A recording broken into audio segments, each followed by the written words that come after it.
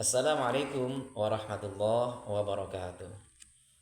Sahabat-sahabat sekalian, seringkali saya mendengar pertanyaan terkait dengan surah ke-58 dalam Al-Quran, yaitu surah Al-Mujadalah atau Al-Mujadilah. Pertanyaannya kira-kira yang lebih tepat itu disebut Al-Mujadilah atau Al-Mujadalah.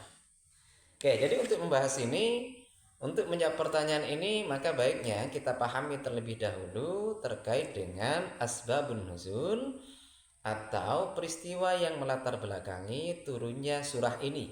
Tepatnya pada surah ini yaitu dari ayat pertama sampai ayat keempat. Dalam banyak literatur tafsir, dalam kitab-kitab yang lain, termasuk dalam tafsir Al-Jami' li Ahkamil Quran seperti yang saya bawa ini, kitab ini merupakan karya dari seorang tokoh mufasir yang bernama Abu Abdullah Muhammad bin Ahmad Al-Ansari Al-Qurtubi. Beliau ini seorang mufasir yang hidup di sekitar abad ke-13 Masehi, berasal dari Cordoba, maka disebut Qurtubi, Cordoba di Andalusia, Spanyol. Oke, beliau mengatakan bahwa surah Al-Mujadilah ini berkenaan dengan peristiwa yang terjadi atau gugatan yang dilakukan oleh seorang sahabat perempuan bernama Khawlah bin Tha'labah. Khawlah bin Tha'labah ini sendiri merupakan istri dari seorang sahabat yang bernama Aus bin Samit. Singkat cerita bahwa Aus bin Samit ini menzihar Khawlah. Akhir cerita, Khawlah ini tidak terima karena keduanya menyesal, suaminya menyesal telah menzihar dan ingin kembali. Kemudian Khawlah ini mengadu kepada Nabi. Jadi wahai Nabi, kata Khawlah, ini suami saya telah menzihar saya, maka bagaimana hukumnya? Nabi menjawab, hurrimti ilaih, kalau sudah menzihar maka kamu diharamkan baginya. Tidak terima dengan jawaban Nabi ini, maka Khawlah berkata kepada Nabi seperti yang terekam yang ditulis oleh Imam Al-Qurtubi di sini, ya Rasulullah, akala syababi wa nathartu lahu batni hatta idza kabira sinni wa qata'a waladi dhahara minni. Kata Khawlah, wahai Rasul, suamiku itu telah menghabiskan masa mudaku, keperawananku sudah direnggut oleh dia. Perutku ini, yang sampai perutku besar ini, telah banyak melahirkan anak-anak untuk dia. Sehingga ketika umurku sudah tua dan sudah mencapai masa menopause, dia menziharku. Maka aku tidak terima, kata Khawlah. Tapi karena memang hukum zihar pada saat itu masih belum diturunkan kepada baginda Nabi, tetap Nabi bersikukuh, kamu diharamkan bagi suamimu, tidak boleh kumpul lagi. Maka Khawlah tetap tidak terima dan kemudian ia mendebat.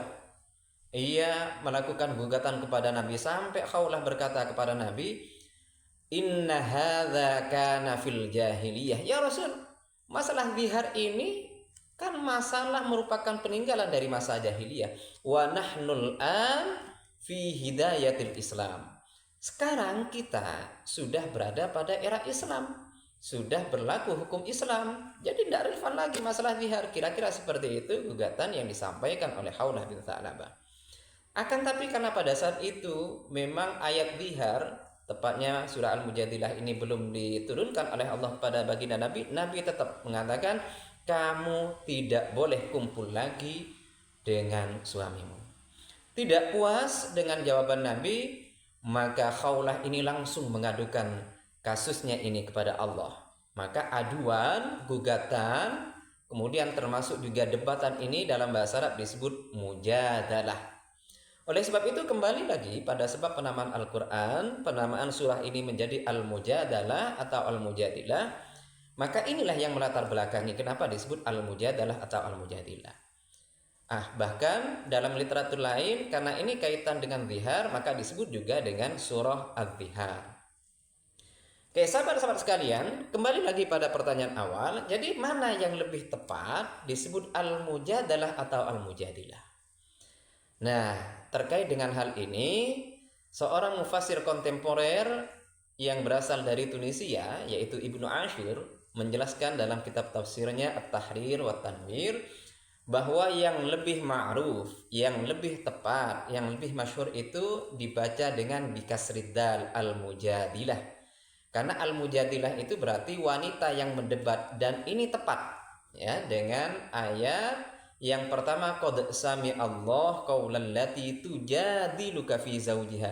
Allah telah mendengar perkataan seorang wanita yang mendebatmu wahai Muhammad. Jadi tujadiluka isim fa'ilnya mujadilah. Sementara kalau dibaca al-mujadalah silahkan. Jadi juga al-mujadalah itu juga boleh, karena al-mujadalah itu artinya perdebatan atau gugatan. Jadi itu merupakan bentuk masdarnya dari jadalah, jadalah yujadilu mujadalatan, yang berarti surah ini berisi perdebatan. Tapi yang lebih tepat adalah al-mujadilah. Ini menurut pendapat sebagian besar dari ulama tafsir. Al-mujadilah menggunakan bentuk isim fa'il yang berarti wanita yang mendebat. Oke, sekian. Wallahu a'lam. Assalamualaikum warahmatullahi wabarakatuh.